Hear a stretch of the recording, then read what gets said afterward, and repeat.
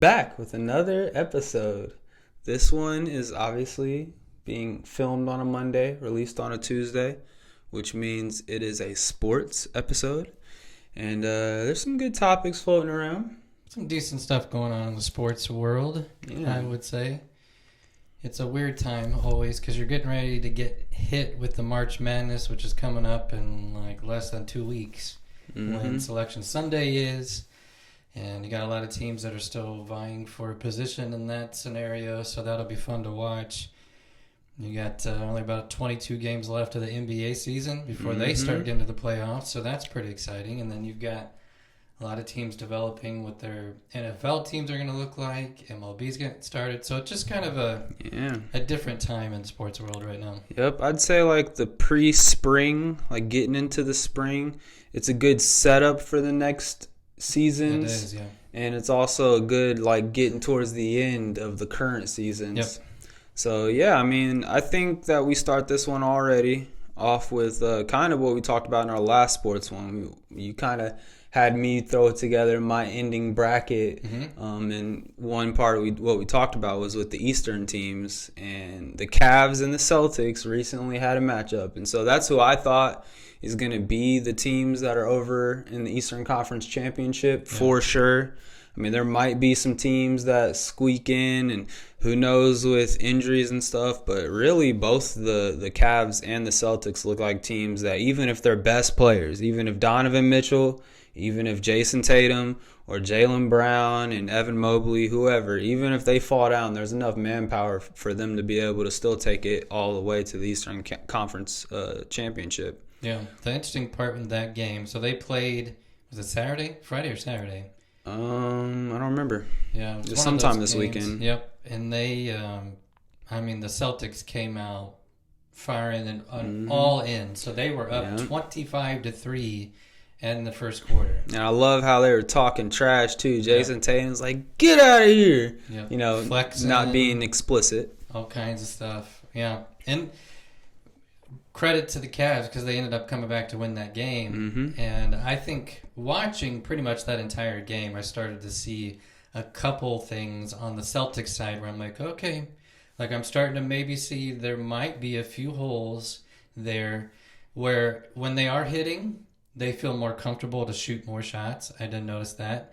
And not as be as effective on taking good shots. Yeah. So if there's a three or if they want to come down and try to just make something happen, play some one-on-one basketball, which I absolutely hate in the NBA. The Celtics seem to do it quite a bit. With Jason Tatum's one of the most guilty ones, where he just comes down, grabs a ball, and tosses something up, hoping that it goes in, or he tries to drive and draw a foul, which is fine. But they started to do that quite a bit, and they weren't hitting as much. Yeah. And that's what started to cost them, and Cavs started to get back in that game. Yeah, I think that's the tail of the tape when it came to that game, honestly. I mean, you hit the nail on the head with I didn't watch the entire game. I did watch like the last quarter, the fourth quarter, and they were trading shots left and right. Eventually the Cavs took the lead and the Celtics were just hitting shots to be still in that threat range of coming back, but they couldn't stop the Cavs from scoring. Donovan Mitchell was a dog. My biggest takeaway, now I do want to give the Celtics a little bit of credit.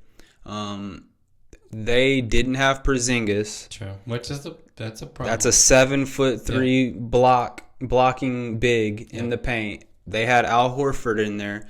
And when you're taking on a team, which I don't remember seeing Jared Allen either for the Cavs though, which he's their center, but they have the Twin Towers. They have Evan Mobley in there, who's also near 7 foot. I think he's 6'11", big who can block shots. All the Celtics had was Al Horford, who's 6'8", big guy. He's good in the post. He can play good defense, but he's not someone who's going to stretch across the entire paint and actually protect the rim like that. So I kind of want to give the Celtics a little credit in the sense of like if they match up later on and they do have a Porzingis, and I mean obviously the same goes true if the Cavs have a Jared Allen, it'll be a different looking game.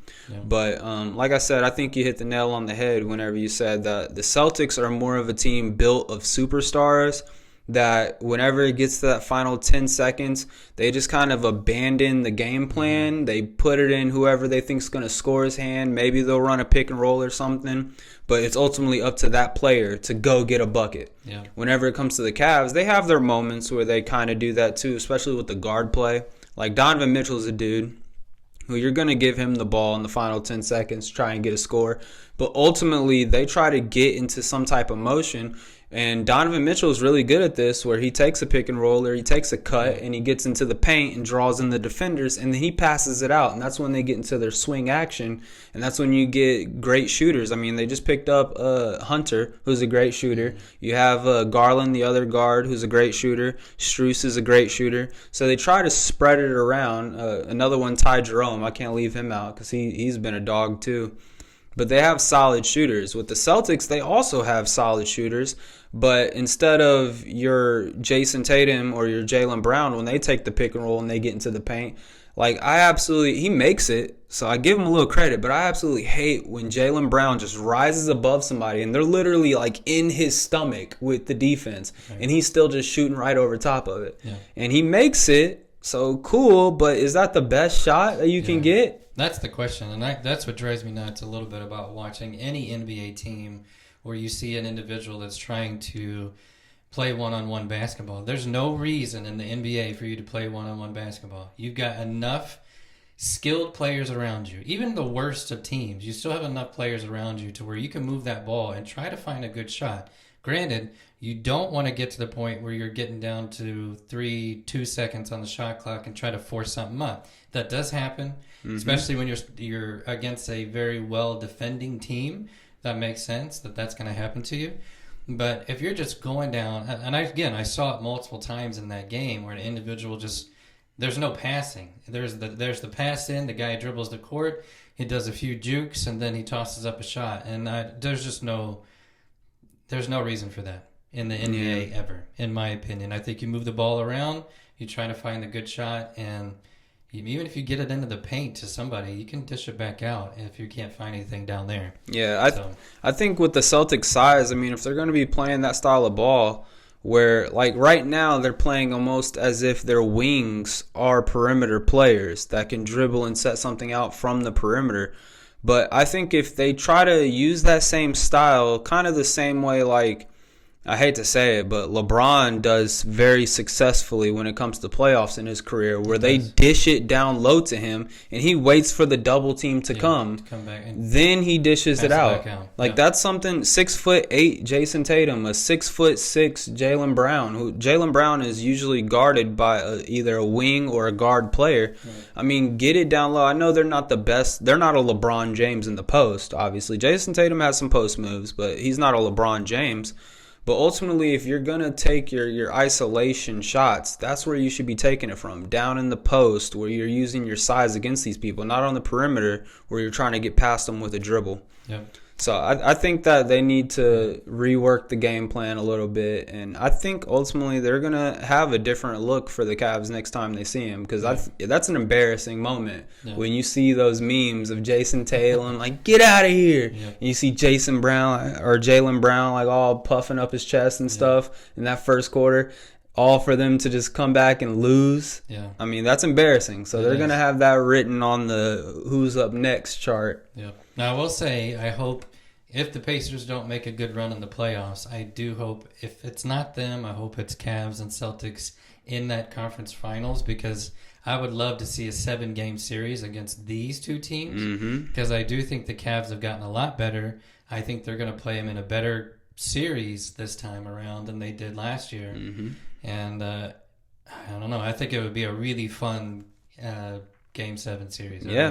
I mean, I like the fact that it's not over in the West, obviously, with LeBron James, and you got Kawhi Leonard over there, you got Kevin Durant. It's like whoever is going to be coming out of the West, you expect it to be one of these legacy veterans that has already proven it, and like, how are you going to get over this mountain? But over in the East, it really seems like obviously Jason Tatum and Jaylen Brown and the Celtics are that new mountain, but they're just getting into the primes of their career. I mean, Jason Tatum, I believe, is 28, 29. Jaylen Brown's like 27, 28. And then over with Donovan Mitchell, he's surrounded by a really young team. I mean, Garland's like 24. Evan Mobley's like 24. DeAndre Hunter's like 26. I mean, they're a young team. Jared Allen's like 26, but Donovan Mitchell himself is like 28, 29. And so they're kind of like coming into their prime while the Celtics are in their prime. And then over in the West, I mean, you have Luka now over which it's working. They're looking good. It's definitely working. Luka Doncic is like getting comfortable over there with the offense. I watched the highlights. They played the Clippers.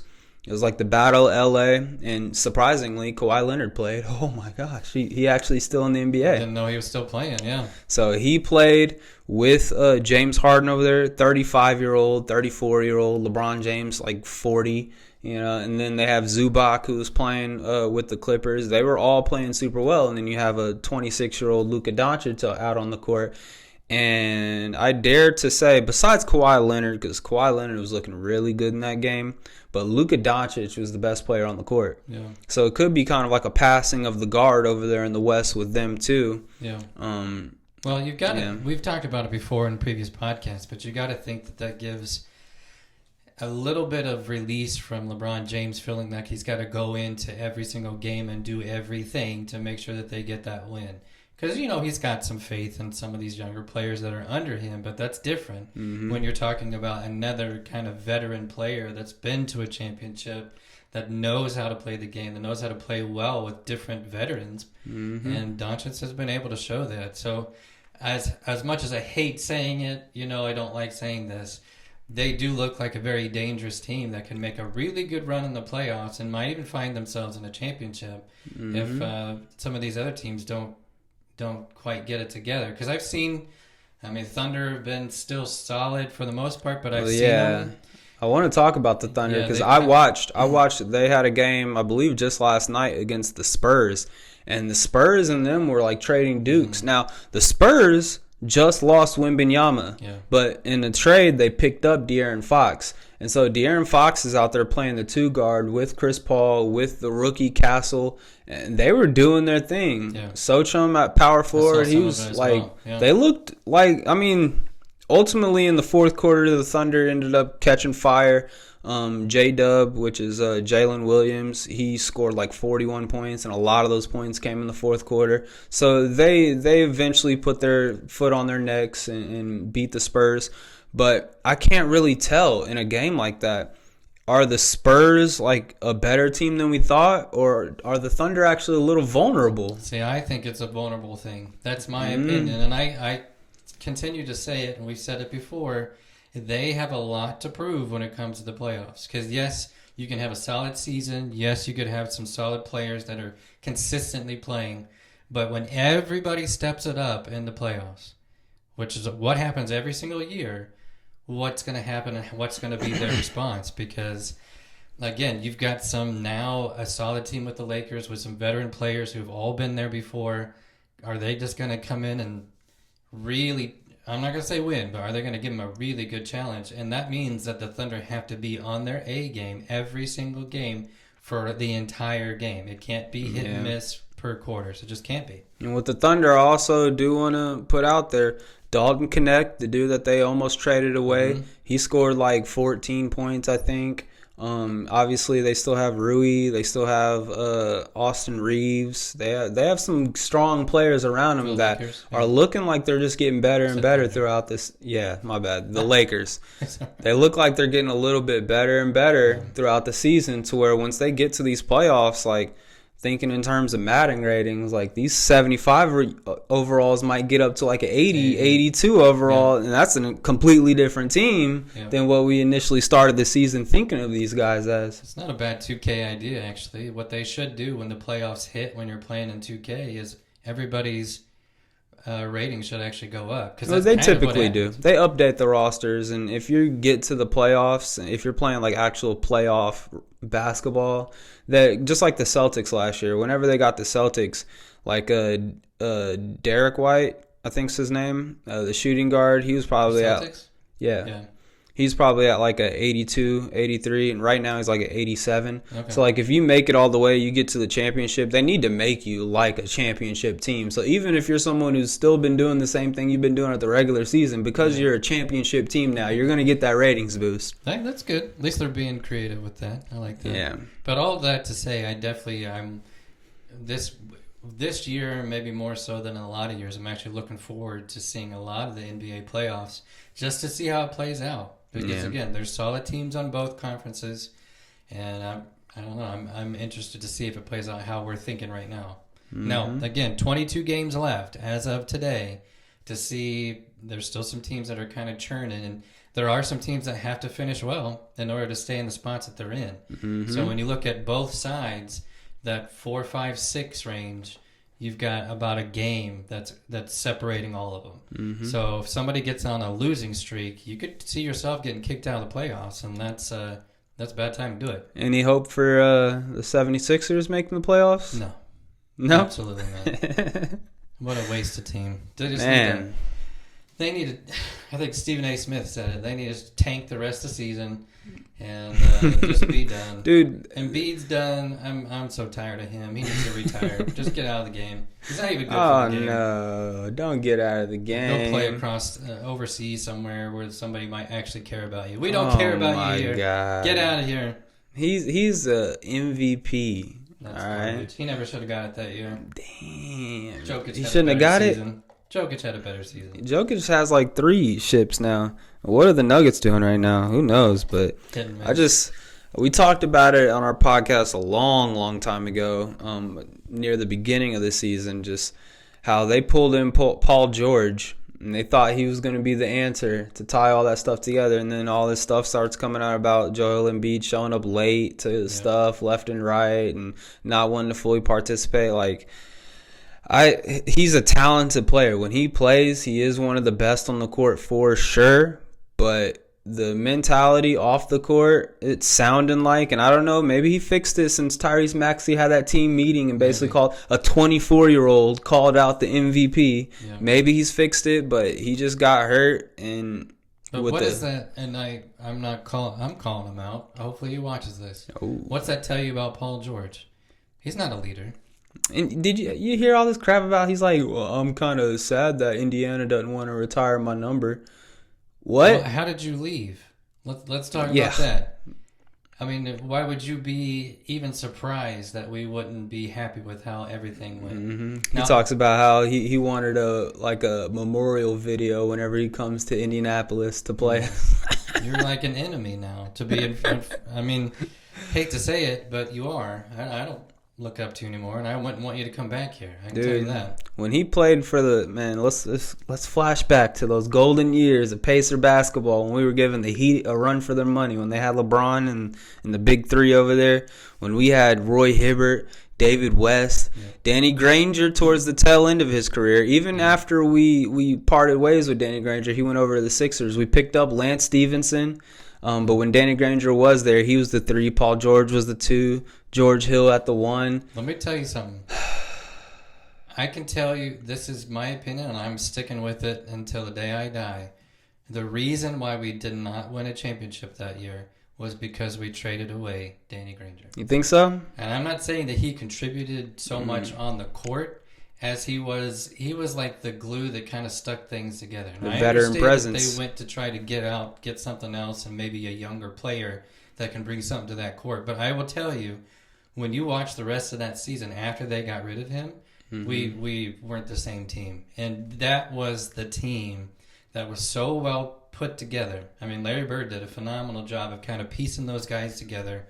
And everybody played so well together. And then when you take somebody that's a core individual, core personality, let's say regardless if it's a core person on the court, it drastically adjusts the way that season went. And I had high hopes that year, and I think a lot of people did that was the year. That was like, what, 2013, 2014, something around that? Yeah. And then, like I said, even the team, after Granger parted ways, when we brought in Lance Stevenson, I think we traded away Hill and brought in Jeff Teague.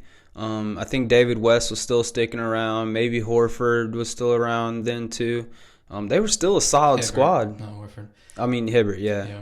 But as soon as it's funny too, though, when you see people kind of leave and then they go to different teams. Like Hibbert left and wasn't even remotely the same player. I don't know, where did he go? Lakers or something? I thought he went south to like the Hornets or somebody. No, that was David West. Was it? Yeah. Okay. Maybe I don't remember where he went. Yeah. But it wasn't good. I can say that. He did not play well once he left the Pacers, and I used to hate him, and then he started to get really good. Well, you know why? It's because he started getting coached by Tim Duncan.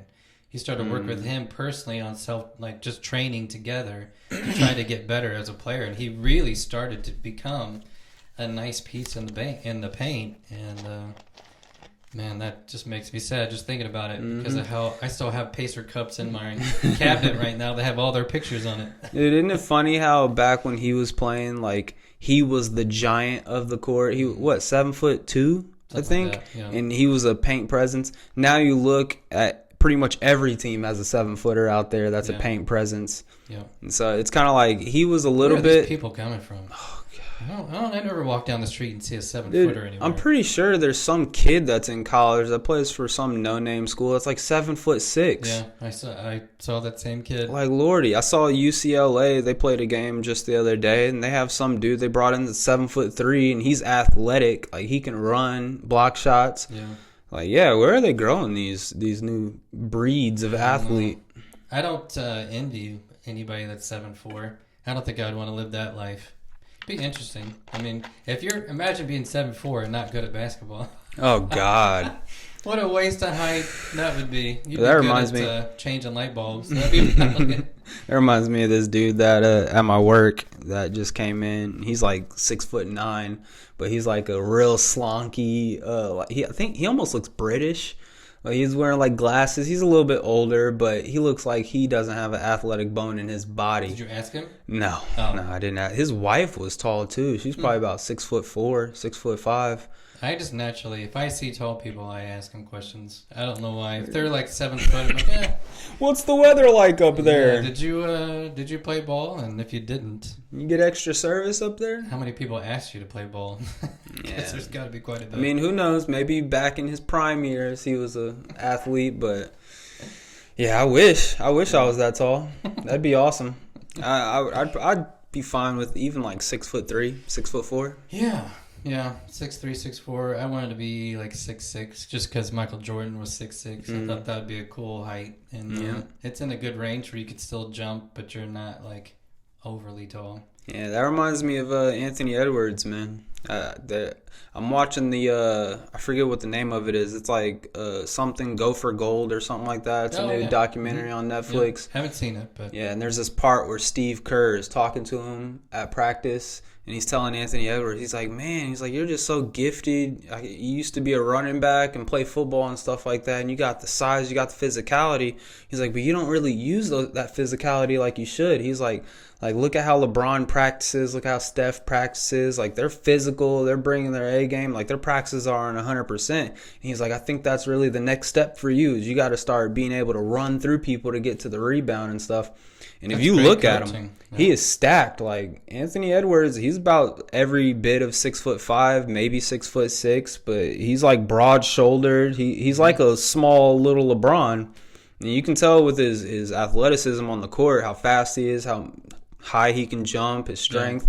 But he doesn't really use it. I mean, Steve Kerr's right. Every time he's going to the bucket, it's kind of like one of those shy away layups, like one of those that avoid the contact type of layup. Put your shoulder into somebody, knock somebody down. Yeah, that's definitely the next step for him. He's going to be a dog when he develops. I mean, he's only like 22, 23 years old. And he has a decent team around him. I mean, he doesn't. It's not like he's. It's not going to be that way for long, though. They're older.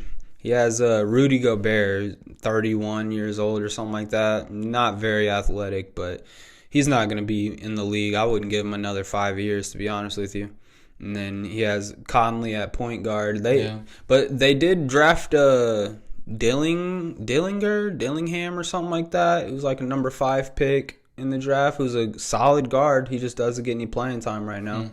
So we'll see about the Timberwolves in the future. But Anthony Edwards is going to be the face. I mean, Luka Doncic is probably going to be the face first, and it'll be him and Luka duking it out over in the West. Maybe Shai Gilgeous-Alexander, if they can get their crap together, you know. Yeah. Anthony Edwards, the question will be, will somebody try to make a run at him? And some team want to go get him. Well, he has a fat contract already, I think. Yeah. So he'll be with the Timberwolves. Yeah, true. People can grab, and they're willing to pay that extra money in order to have the person on their team. Come to the Pacers. We need a solid shooting guard. I'd take him. Yeah. Who we got at shooting guard? We got Nembhard. I'll take him. Yeah. He's definitely better than him. Yeah. I think that's good on NBA talks, man. Some stuff happened in the NFL, huh? Yeah. Did a couple things. Mm-hmm. So I read the question of, this was kind of the title of the article. Does Deebo Samuel, does that solve the problem of the Washington Commanders wide receiving issues? So obviously, for those of you who don't know, Samuel got traded from the 49ers over the Commanders last week. And that's the question. Is that enough to really help out? You got a rookie quarterback. He's not a rookie anymore. Nah, he don't play like it either. Had a great season. A lot of people saw him maybe potentially even making it to his first Super Bowl in his very first year. Is that enough, though, is really the question, to get them over the hump? Well, let's remember here that they were going all the way, and then they ran into the team that literally won the Super Bowl, and won the Super Bowl in dominating fashion. Yeah.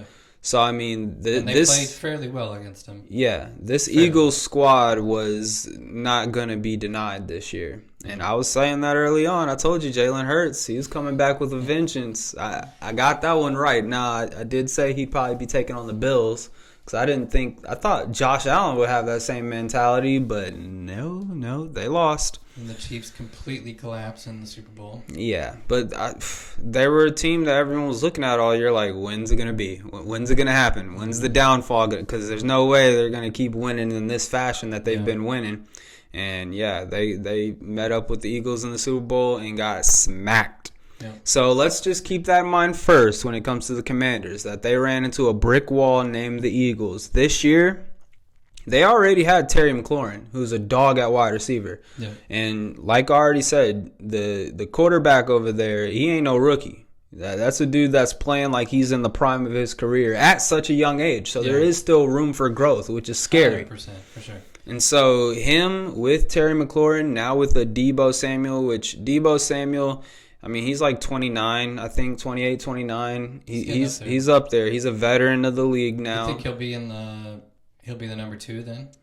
Well, I mean, the number 2 really is irrelevant when it comes to wide receivers. I think they'll play Terry McLaurin at the slot. They'll probably use him for a lot of in routes, close routes. Okay. They'll probably use Deebo at the slot too, because he's a great runner whenever it comes to, after the catch. He's hard to bring down.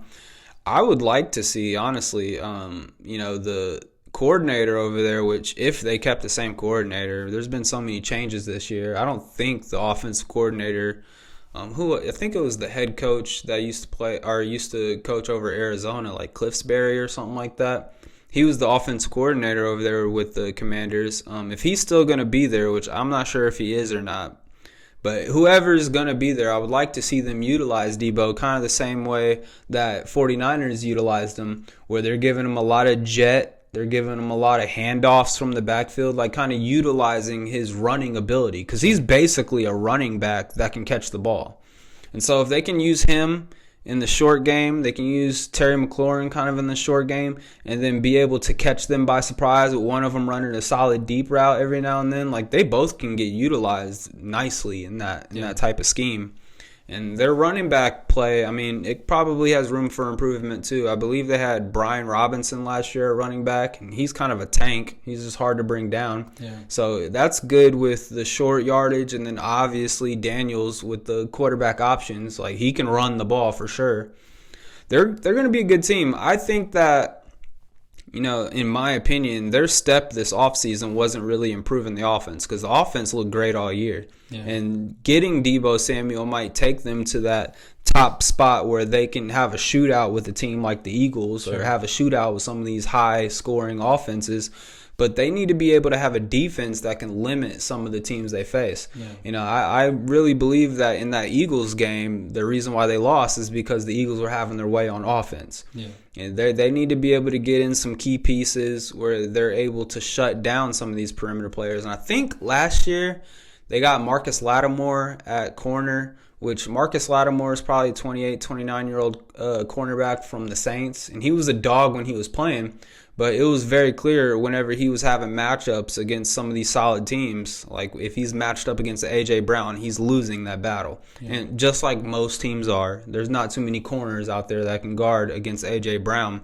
But that's kind of their Achilles heel, if you will, on that team is the defense. If you're facing a team that have some of these undeniable people, you're not going to do much. They need to, and obviously it's way easier said than done, but they need to be able to get that defensive stud, like a TJ Watt that can wreck games, or like a Jalen Ramsey at corner, or a Mika Fitzpatrick at safety. You know, somebody who can change the game on the defensive side of the ball, even if it means getting you an extra couple of possessions a game. Right now, they don't necessarily have that. They have good D tackle. I forget his name. I think it's like Allen. But other than that, I can't even name you really any superstars on that defense. So I feel like that was the next step for them. Getting Debo is a solid move, but I don't think that's going to fix their problems. Yeah. Well, the 49ers didn't get much out of it. So They got a 5th-round pick. Now, granted, they got out underneath of Samuel's contract, which is like $17.5 million. He's going to be due next year, or I guess this year, for no, Washington was willing to pay that. So, but I mean, I don't even know, and I know they had a lot of injuries last year, all that stuff with the 49ers, but now I'm starting to wonder if they're even going to be in the conversation of where they were just 2 years ago. Yeah, here's the thing. Whenever Christian McCaffrey went from the Panthers to the 49ers, that's the thing I was saying, was with all of Christian McCaffrey's injuries on the Panthers, like, they were lucky they got that 1 year out of him and went all the way to the Super Bowl and lost to the Chiefs. I mean, they kind of wasted that year. Obviously, as you saw this year, he was injured most of it. It's almost like that deal never happened in the first place. Yeah. And so they're kind of just working with the same cards they had. Now, if Christian McCaffrey can come back next year and play an entire season, and if he plays, he's good when he plays. And the team's good. Yeah. And Brock Purdy, I mean, he's come out as a solid starting quarterback. But, you know, last year he kind of was limited in where he could distribute the ball. Yeah. Across the board with NFL, I read it the other day, every team needs to figure out how to mimic the offensive line that the Eagles have. Mm-hmm. I don't know how you do it. That's a tall task. And even the Colts, for example, they had the highest paid offensive line these last couple of years, and it certainly has not done them the justice. So it's maybe not the money, but you got to figure out how do you stack that line, because that's what gives you the greatest advantage when it comes to a running back, to have a good, solid running game, and then it also gives your quarterback time to actually throw the ball. Because there's plenty of teams where it's like the quarterback steps back. Purdy's a great example. And he's got 2 seconds to try to get rid of that ball, and he's already got people rushing down on him. And that's a tough task for any quarterback. It doesn't matter how good you are. It really doesn't. Yeah. I mean, all I'll say is that, you know, one formula that the Eagles kind of used, and they're really the only team that I know that kind of did this, but what they did, obviously they draft a lot of their tackles, and they do have Lane Johnson, who's like a veteran on their offensive line, but they draft tall, strong, solid first-round offensive tackles, and they move them into guard spots. Yeah. I mean, Becton was an early draft pick. I don't even know if he got drafted by the Eagles, but I think they traded for him fairly quickly. He's still young in his career. He's like 24, 25 years old.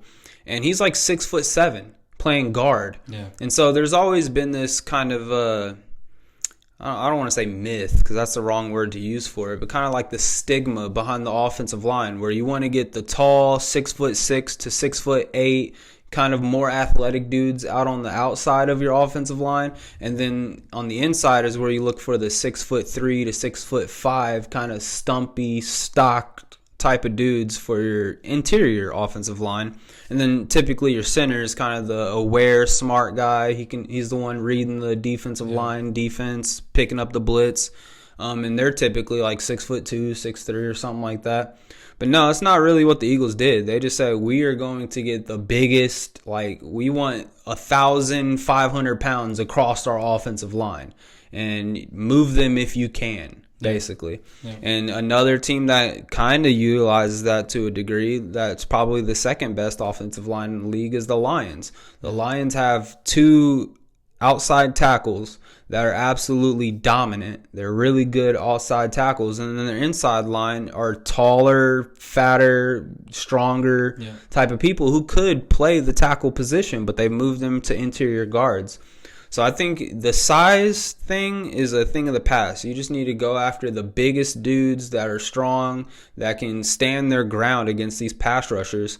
And then I also think scheme has to play a toll in it, because a lot of things that the Lions did, for instance, is bring out a third tackle and put him at the tight end spot. Try to do they really would bring out a tackle and put him at the tackle spot, and they'd move Panay Sewell out to a tight end spot because he's more athletic of a tackle.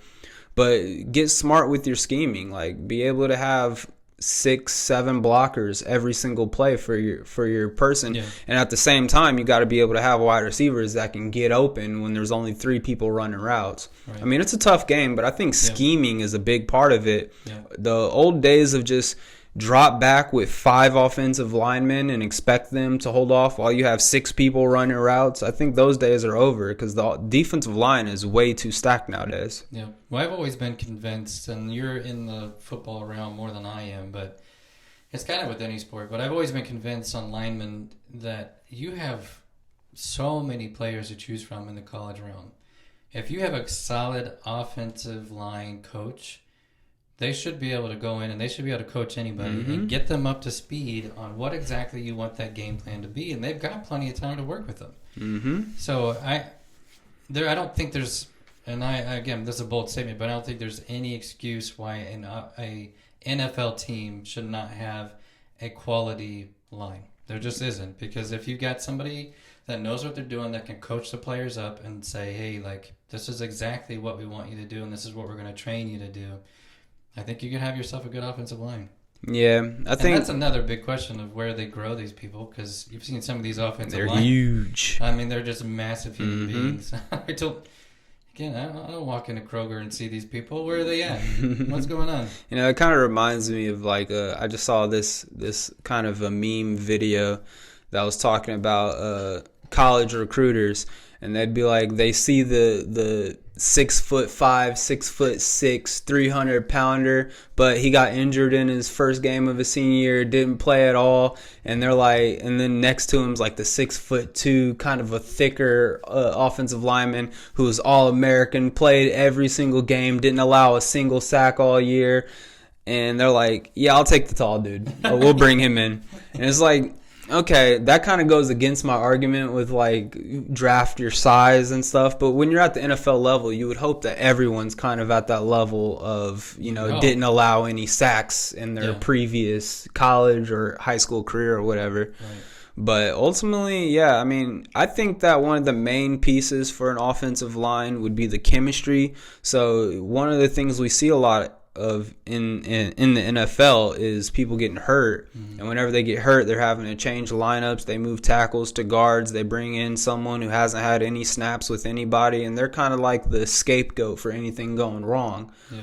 But I think scheming has to be a big part of that. Has to be. Yep. You have to be able to protect players like that are just stepping in. Have a tight end to be able to chip. Have a running back in the backfield to be able to pick up anyone that gets through. Support them since they're coming into a tough spot.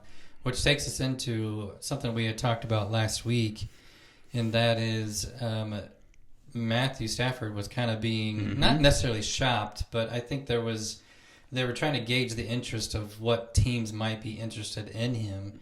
And turns out he's going to stay. So he ended up restructuring his contract. He's going to end up staying with the Rams. And, I mean, I'm indifferent. I think he could have gone to other teams and maybe had some success. But I don't think any team that he would join would automatically be in a Super Bowl run. I mean, it would depend if he went to the Steelers. Yeah. If he would have came to the Steelers Super Bowl. Yeah, I don't think so. I mean, they Giants was one, Raiders was big in the conversation. But the Rams have been a good fit for him.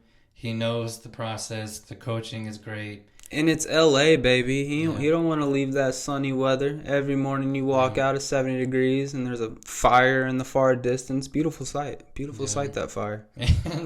And they had a solid end to their season last year, which might have been more enticing for him to stay and say, okay, if we start off better, what's that going to look like when we get more into a rhythm, more into the playoffs? I don't know. But restructured a contract. I'm always assuming that means that it went down, and he's not going to get paid as much as they thought he was going to, probably to allow a little bit more cap space for some other players to be brought in. Yeah. Cooper Kupp is about to be on his way out because I think they were shopping him around too, trying to figure out. He's out for sure. They said they're not keeping him. And so, but they still got Puka Nacua, who's a dog. Fantastic. Great wide receiver if he stays healthy. He has a history of health issues, but he hasn't really had any health issues in the NFL. He might miss a game here or there, be playing a little bumped up, but they still have potential. So, we'll see. Matthew Stafford is a good quarterback. He's one of those quarterbacks, I think that's kind of a relic of like the Drew Brees days, the Peyton Manning days. Like he's a quarterback that's not mobile, but he's mobile around the pocket to be able to extend plays. He has a nasty little sidearm, kind of a pitch. It looks like almost a baseball player, and he has the toughness and the smarts. So I think that anywhere he goes, obviously he's staying with the Rams, but he's one of those quarterbacks that could impact the team. If they were to part ways with him, I would see the Rams bottom of the barrel, early draft picks. Yeah, for sure. Yeah, so it's smart. Trying to draft a quarterback, and maybe that's a decision that they make now, knowing that he is going to stick around for a little bit longer, as they go and they draft a solid quarterback, and they develop him now so that when Stafford is done and they decide to either move on or he retires, they got somebody that can step in right away. I think this is a good time to do it. That would be the smart move for them, but they still want to stay.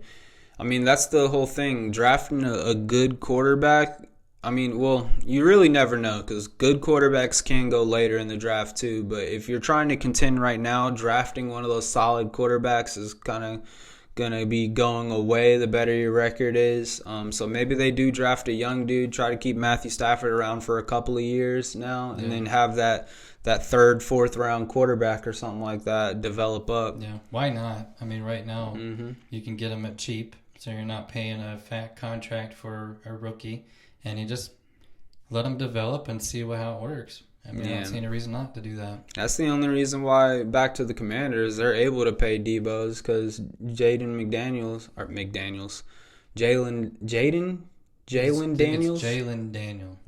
Daniel.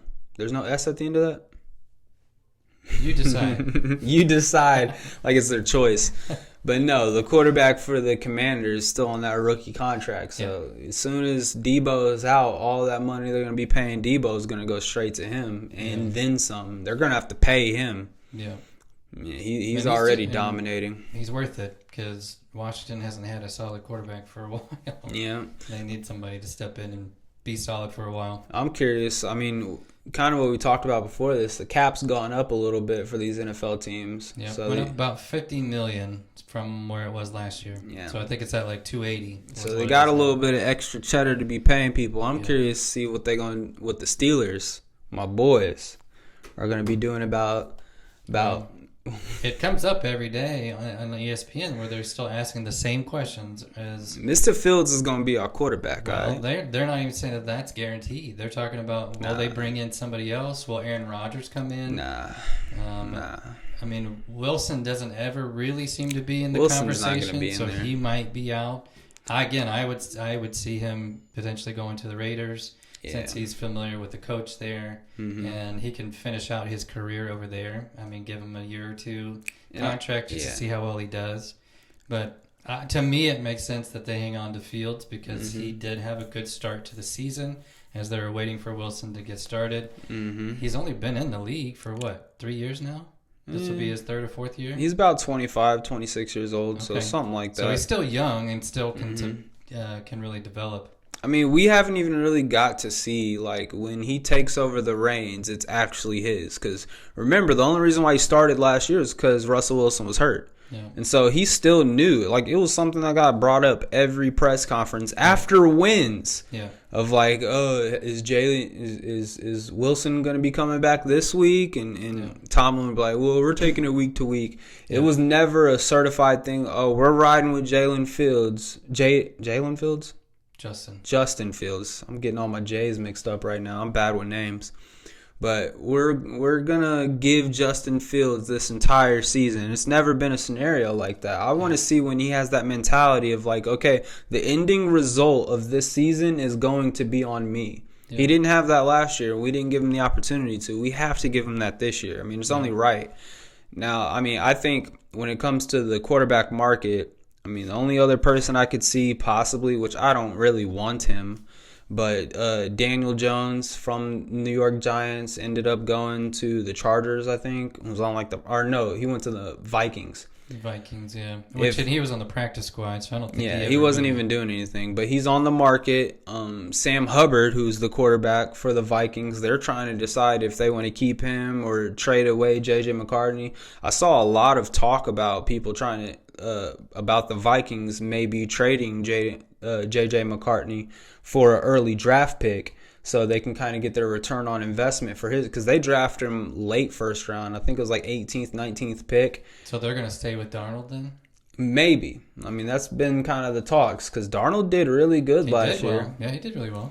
But even if they do decide to go with the younger J.J. McCarthy, then do something with Sam Hubbard, I guess, trade him away or send him to the free agency or whatever. Yeah, maybe he's someone, but ultimately the teams that you got to look for that are also trying to snipe out these quarterbacks. Obviously, you have the Raiders, you have the Giants out there. Mm-hmm. Giants, in my opinion, are probably going to try and go towards a veteran, someone who's more established. Yeah. So who do you have out there? You have Russell Wilson, you have Aaron Rodgers. Those might be, and who knows what the Falcons. I know the Falcons paid Kirk Cousins that fat contract, but he did not work out. He didn't do too well, and I think I've already heard talks about Penix possibly being the dude next year, the young quarterback they just drafted last year. So maybe Kirk Cousins is on the move somewhere too. So Giants, I think, is going to get one of those older guys. As we kind of discussed with the Raiders, Pete Carroll is an older, established coach. He probably is going to want an older, established quarterback with him. Yeah. So he's probably going to be going after one of these veterans too. Steelers? I don't know. Yeah. I mean, Fields makes sense to me. He's young and upcoming, but we have a lot of older dudes on our roster. I think it would make more sense for us than the Giants or the Raiders to be going after one of these veterans.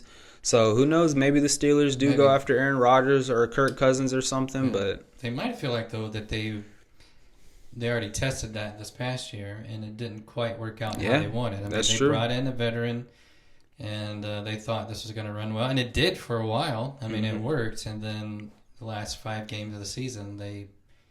Yeah. Only thing I would say about that though is the price tag.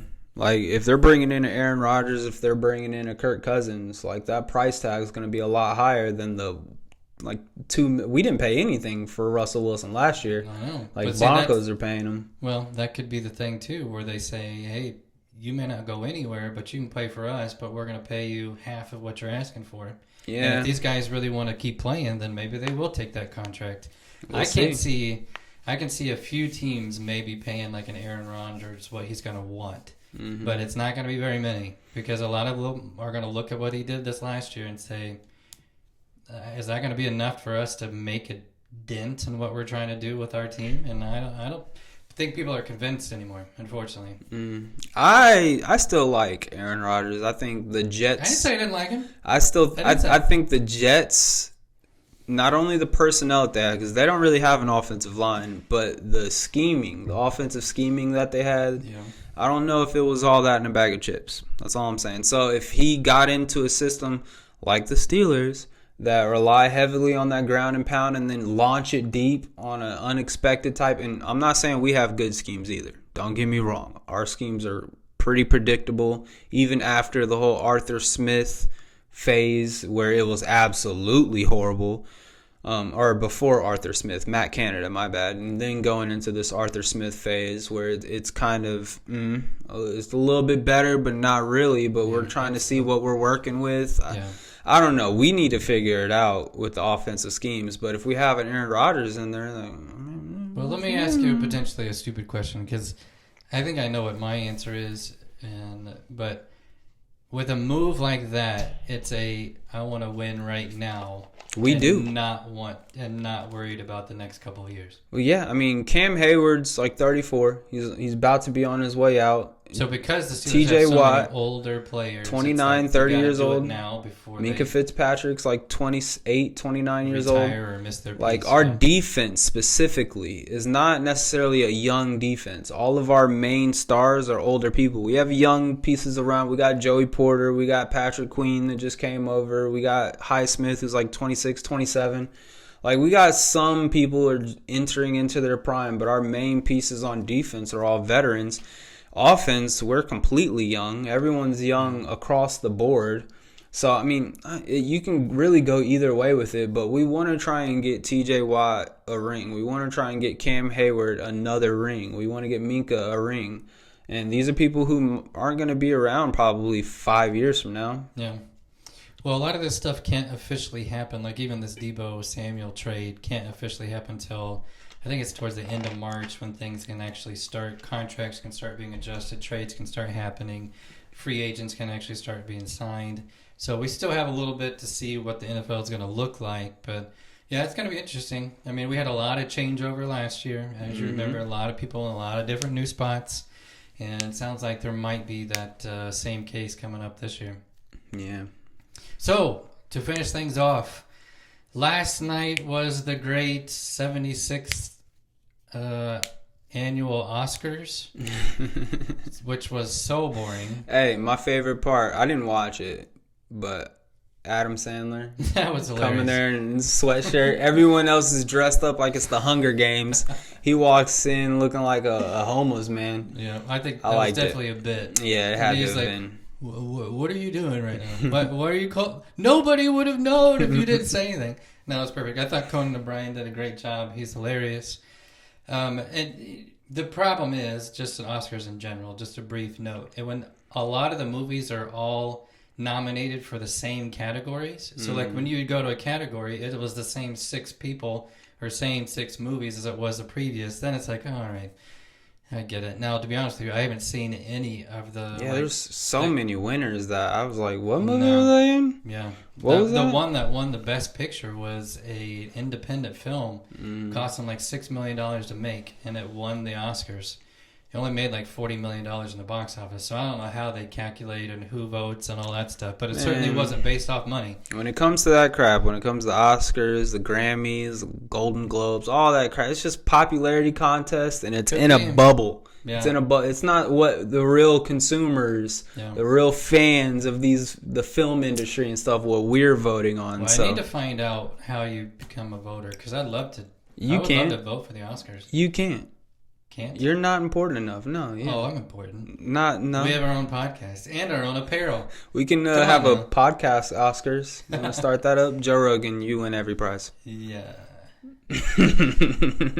But in honor of that, I thought this would be fun. I want to pick our top 5 best sports movies. Now, I did my top 5, but it's not in like order. So it's Why not? So it's not like number 1. That's not true. My number 1, I do think, is the best sports movie of all time. So I think we should start from the ground up. Okay. So number 5. Okay. So do you have your list together? I do. I've got it right here. I'm gonna have to think because I came completely unprepared. You shouldn't have, because I told you about this. Yeah, but I didn't believe you. Okay. Well, I'll start then. Go ahead. Okay, so my number... Well, let me take a drink. Hydrogen water. It's great for your kidneys. And number 5, and this was somewhat an honor, to be honest, but it is one of my top favorite sports movies of all time, and that is Hoosiers. Okay. I absolutely love... Out of all the basketball movies, I would say that's definitely my favorite sports basketball movie. There's a lot of good ones out there, but It's just such a great story. I love the old school feel of the sport, like kind of being in the back end. Gene Hackman was fantastic in it. All the actors, and it just was it's a great movie. And it was filmed right here in Indiana, so I think that makes it even better. And it, like, when the Pacers honored it, when they had the Hickory uniforms, I think was pretty cool. So pretty much a classic, but that would be my 5th best sports movie of all time. Okay, you ready for my 5th? Yes. I don't like your smile. So we just mentioned this guy in the Oscars. I like The Longest Yard. Oh, yeah. The Longest Yard football movie. It's the classic tale of the convicts versus the officers. Officers, sure. I guess. Yeah, the prison guards. The convicts versus the guards. Yeah. Movie is hilarious. So is. many funny parts. I can quote half that movie just right off the bat. Had so many stars in it. Obviously you have Adam Sandler's, but it had cameos of Michael Irvin, who's actually a wide receiver in the NFL. You had Terry Crews in there. You had Joey Diaz in there. Whenever he falls down on the track, can of corn, and I'll be fine, can of corn. But yeah, it's a great movie. And then on the guard side, Stone Cold Steve Austin, right. Steve Nash was in it. The Boz was in it. Steve Nash.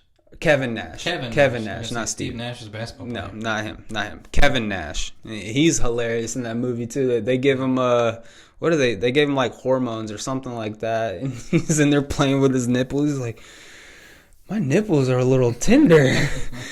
It's such a great movie. It is good. I don't know if that movie could be released today with some of the inappropriate parts in it, but yeah, great movie. So that's my number 5. Okay, all right, I like that. My number 4 is a baseball movie. True story. I love that it followed this piece, and I think a lot of it had probably to do with the acting, because the story itself is pretty cool. But Moneyball. Yeah. So Brad Pitt, you had what's his face? Jonah Hill. Yeah, Jonah Hill. Mm-hmm. They were just phenomenal together. I like the story. I always love the underdog. So I like that piece of, like, that's where the line comes from. There's rich teams, there's poor teams, there's 50 feet of crap, and there's us. Mm-hmm. So, like, in the baseball, it's very accurate that it's kind of an unfair game, because you do have really wealthy teams like the Dodgers this year. I think their payroll's in the $1 billion or something like that. Something insane. And you've got teams that can afford, $150 million. Well, that's a big difference of what you can go out and get. And they looked at statistics. They looked at ways to try to make their team better. And overall, I probably watch it at least once or twice a year, because it's just a great movie. And it was the Oakland A's, right? Yeah. It was the team. Mm-hmm. And they actually, because you said it's based on a true story, they actually had a pretty solid season that year whenever he did all the statistics. They broke the record of the most games won in a row, which I think was 27 games in a row, which has never been done. And and I remember that happening, because I'm old enough to remember that actually happening in real life. And SportsCenter talking about it. It was pretty cool. Okay. Now they lost in the first round, so a lot of people said, well, their experiment didn't work. But what they say at the end is that the Red Sox went and did the exact same strategy, and they ended up winning the World Series like 2 years later. So, if you do that system with good players, could work. He revolutionized the game. Huh? Yeah. So that's number 4 for me, Moneyball. All right. I'm not going to consider this a sports movie, so I'll throw it into like the honorable mentions, but it just came to mind, obviously, since I'm thinking of this on the spot a little bit. Okay. So this isn't my 4th. This would be like a 6th. Draft Day. Okay. Remember that movie with Kevin Costner? Yeah. That was a fantastic movie. It's more of like, it's more of like the GM side of football, but it's a sports movie, so it's still good. So I just want to mention that. It's a good one. But 4, I would probably say it's a tie. I have to pick one, don't I?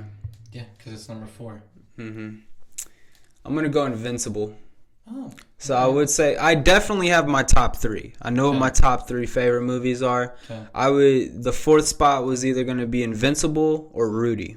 Okay. And so I'm going to go with Invincible. Both good movies. Yeah. I'm going to go with Invincible, though. They're both kind of the same storyline of like the underdog person that should have never had a shot in the first place. Yeah. Both based off of a true story as well. Yeah. Only reason why I'm picking Invincible over Rudy. Rudy was such a great movie. But Invincible had Mark Wahlberg. It was kind of like that 70s Phillies vibe. I absolutely love that vibe.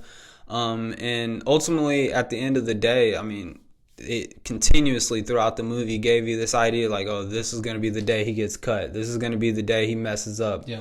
And Vince Papale, who the movie is based upon, and the end scene, which it's not even like they made it to the champion, just like Rudy, where it's not like it's a championship game and he makes the game-winning touchdown or anything. Right.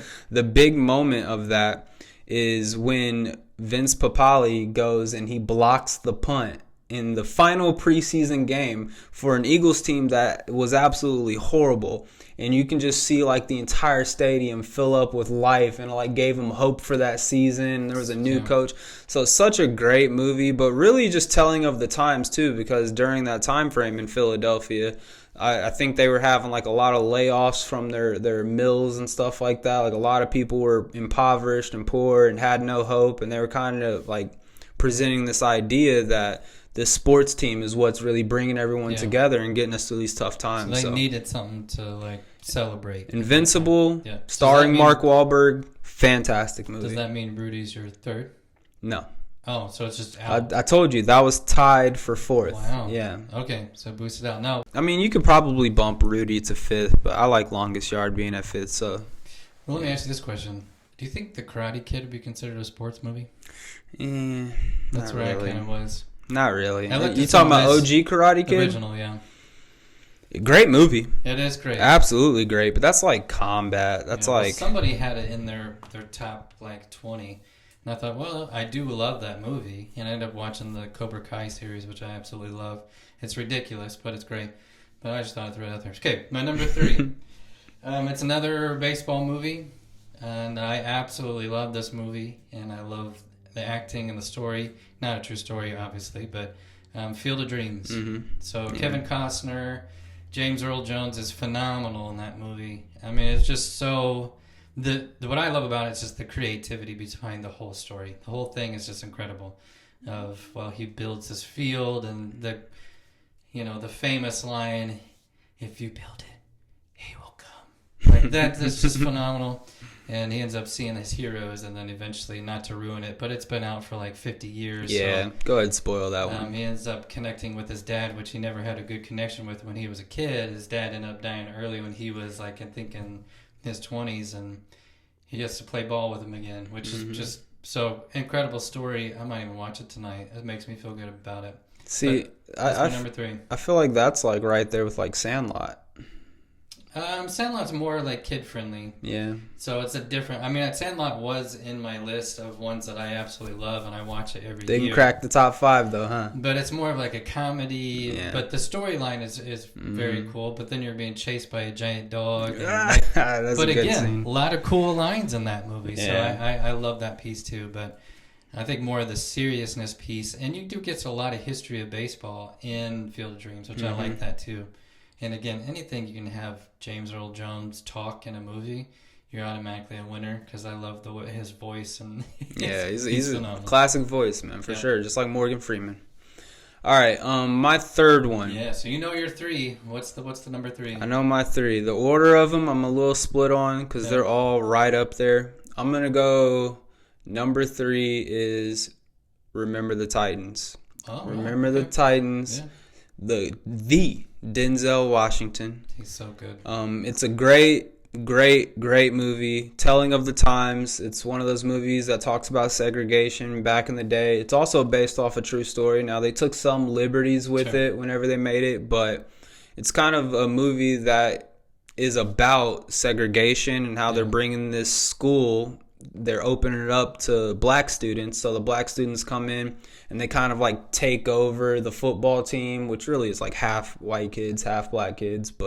And then this new coach, Denzel Washington, comes in and takes over for the old coach, who was a winning coach. Yeah. But eventually, he kicked him out of his head coach spot, but ultimately he brought him in as an assistant coach. And it's one of those football movies that just for one, it's phenomenal in the fact that it's based off true story and them winning. Yeah.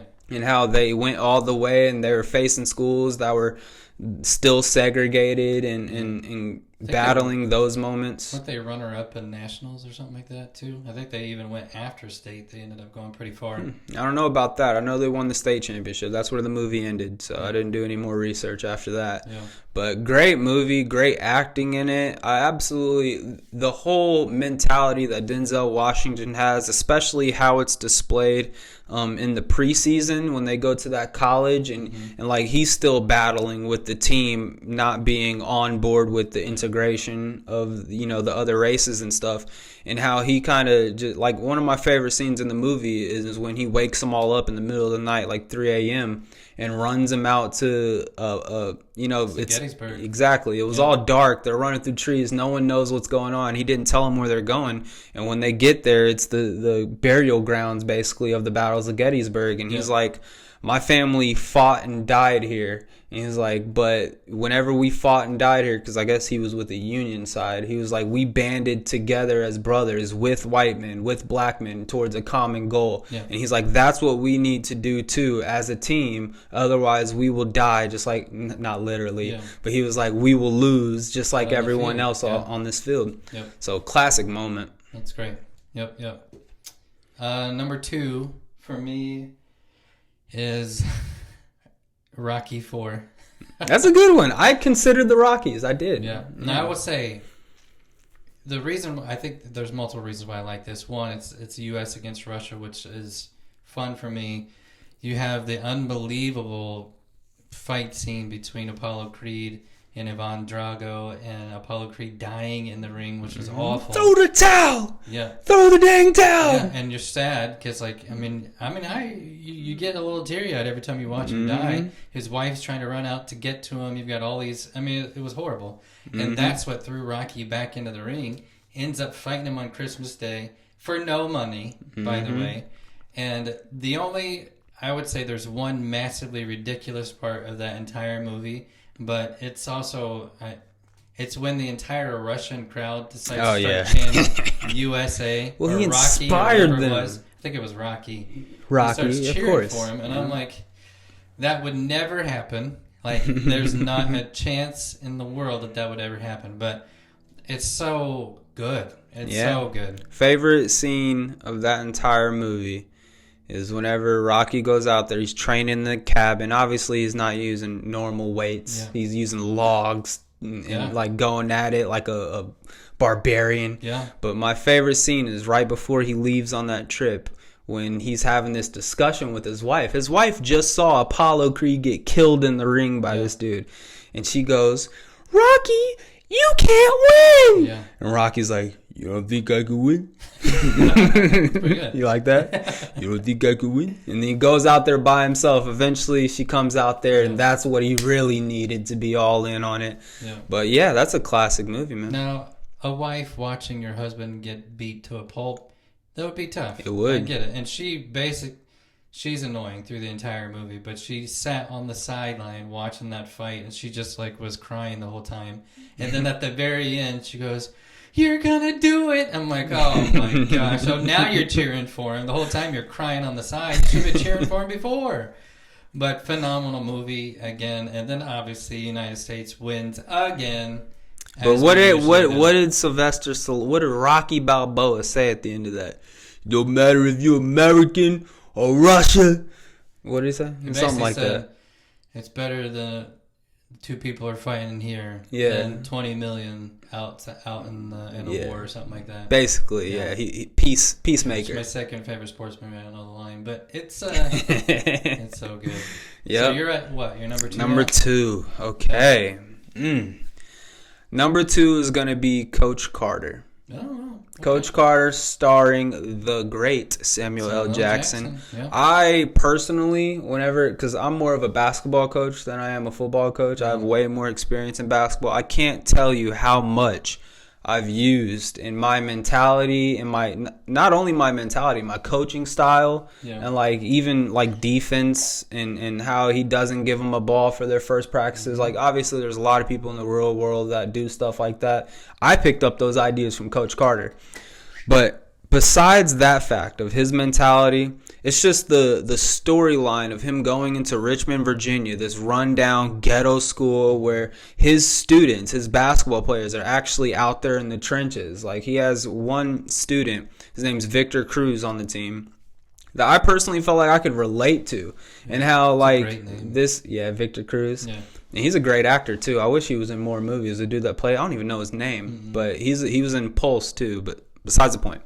But that kid right there, just his storyline in that movie, I remember as a kid watching that, just feeling so touched by his storyline of, you know, he was a super cool kid who was on the team. He was the highest leading scorer for the team. And he goes in, and Coach Carter wasn't playing none of that crap. And he's mouthing off to him first practice.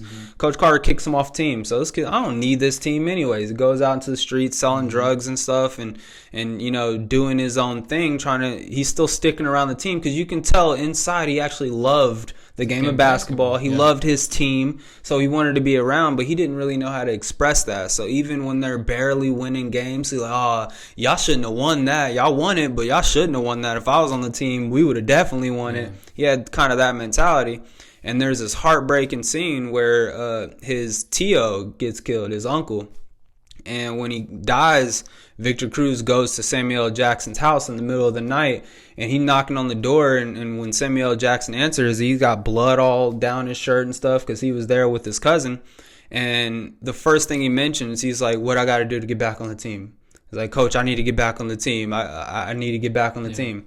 And so eventually towards the end of the movie, Samuel L. Jackson, spoiler alert, you need to go watch the movie if you haven't, but Samuel L. Jackson is so adamant on the students getting good grades and going to college rather than the success of their basketball team, and all the kids were failing classes and stuff, so he ends up canceling practices and canceling games until they get their GPAs right.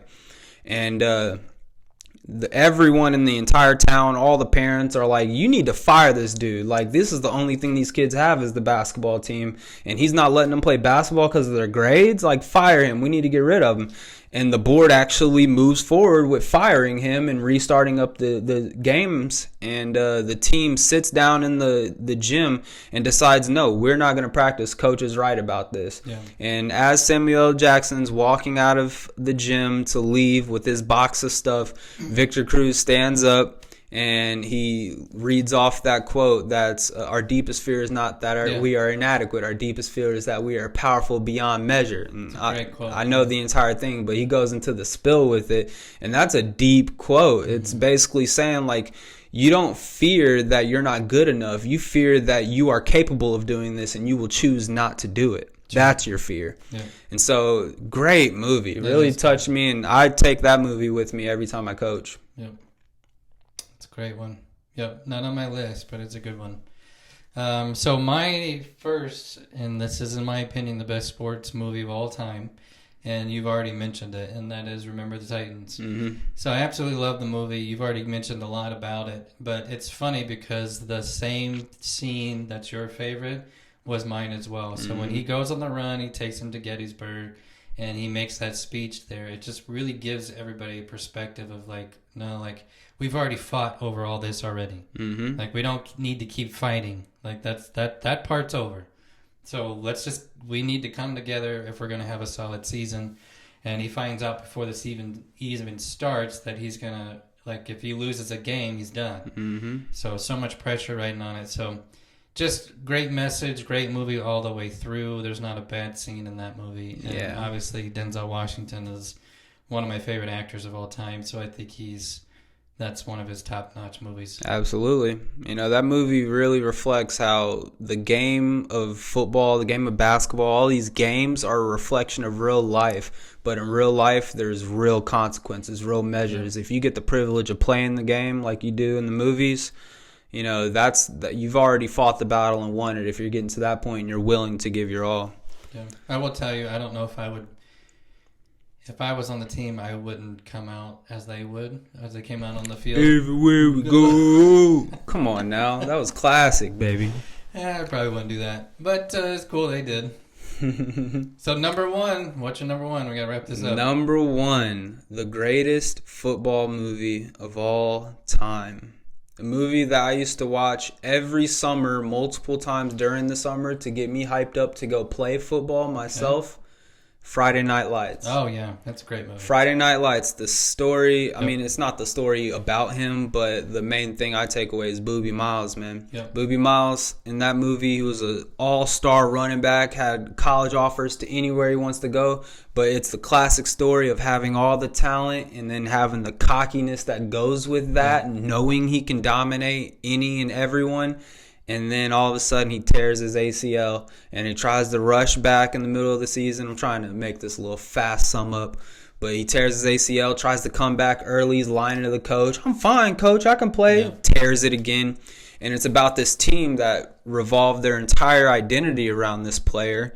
But now that they don't have them, they have to figure out their own identities. Sure. And so it's showing the individual struggles with, all of the players. The quarterback, his mom had like Alzheimer's, and so he's dealing with that at home. The running back fumbled a lot, and he had an abusive father who won the state championship back in the day. So he has high expectations. Yeah. Just all these people who have these backstories. This small high school town in Texas, but with huge expectations. Yeah. And Billy Bob was a fantastic actor in that movie as the coach there. Yeah.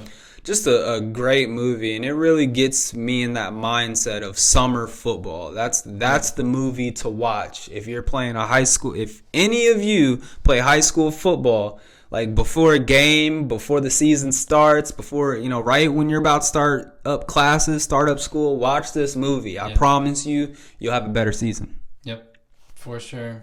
Yeah. And the TV series that came out was pretty good too. Yeah, I never got past like season 4. Yeah. It was great all the way up to season 4. I just get burnt out and stop watching. A great movie. Yeah. Well, thank you all for listening to our picks. Obviously, share with us any ones that you guys have not heard, because we'd love to hear what you guys have to say, what your favorite movies are that you watch. I mean, we probably watch all the ones we mentioned at least once a year, probably more individually. So definitely let us know what you think. Absolutely. Also, in the link, don't forget, we have new apparel. We showed you in the last podcast. So the link is in the description. Click on that. Good prices, and you get a chance to support us and support this podcast. So we would definitely appreciate that. Cool sweatshirt. If you post a picture of it, what will we do? We'll shout you out or something. Yeah. Let's see if anybody gets the sweatshirt. All right, everybody.